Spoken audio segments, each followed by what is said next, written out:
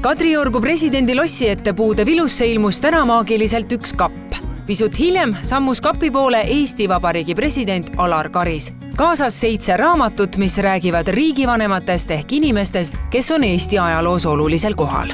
See lukku tal ei ole, ma saan aru. See oleks väga naljakas, kui lukku oleks. No nii. Paneme siis ikka nii nagu raamat peab olema. Ja? Siis nüüd vaatame, mis juhtuma hakkab. Sakkast jälgin. Selgub, et tegu on raamatu jagamise kapiga ning selle on sinna pannud Teeme ära talgupäeva meeskond. Tänavu on talgupäevadel 3 suunda: kriisivalmidus, unistamine ja raamatu jagamise kappide meisterdamine. Seda viimast põhjusel, et aasta 2025 on raamatu aasta. Ligi 50 kohas Eestis tehakse homme sarnaseid kappe, mis siis üle Eesti laiali pannakse ning need jäävad omakorda raamatuid ootama. Kapp toimib põhimõttel võta ja pane tagasi ning kui saad, too juurde ka. Usute te seda, et inimesed toovad need raamatud tagasi? No see on ikkagi iga inimese enda südametunnistuse asi, eks ole.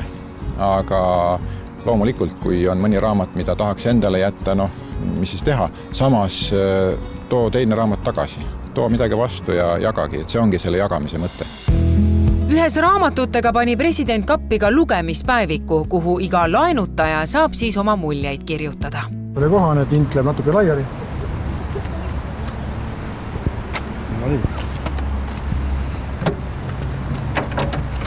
Loodan mõni autogrammi kogu ja seda kaasa ei võtta. Ja. Te olete tänavuse raamatu aasta patroon ja ma mäletan, et möödunud aasta lõpus te ütlesite, et ega ilukirjandust väga palju presidendi öökapile pole mahtunud. Kuidas selle nüüd siis esimese 4 kuuga on mõni selline hea ilukirjanduslik teos ka sinna sattunud?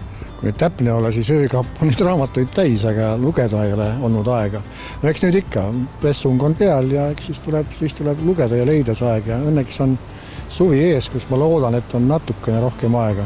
Sest raamat võtab süvenemist. Kas või see, et esimesest 3-4 leheküljest kaugemale jõuda, siis juba läheb lihtsamalt. No nüüd on teil siin silme all raamatukapp ka, kus siis loodetavasti ja usutavasti hakatakse muudkui raamatuid võtma ja tooma.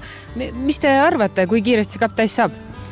Raske öelda, kapp ei peagi täis saama, kapp on praegu enam-vähem täis, aga loodame, et siin raamatud vahelduvad ja eks ma aknast siis vaatan, kui midagi väga põnevat on, siis jooksen ja püüan siis endale lugemiseks võtta. Nii see raamatukapp siin presidendi valvsa pilgu all nüüd uudistajaid ootab, nagu president ennist märkis, tema pani 7 raamatut siia sisse, aga ega meie siis tühjade kätega TV3-st ometigi tulnud. Ja Sirje Eesmaa eluloo raamat on mul kaasas, mille mina ka nüüd pidulikult siia kappi asetan ja ma ütlen ka kõikidele vaatajatele ära, et Sirje kirjutas siia miskit sisse. Ma mõtlen, et kas ma panen ta ikkagi riigimeeste raamatute kõrvale, sest Sirje on nii oluline küll. Olete Sirje Eesmaa raamatut lugenud? Ei ole veel jõudnud, ma olen sirvinud nagu paljusid raamatuid, aga nagu ma aru saan, siin on Sirje Eesmaa autogramm ka sees.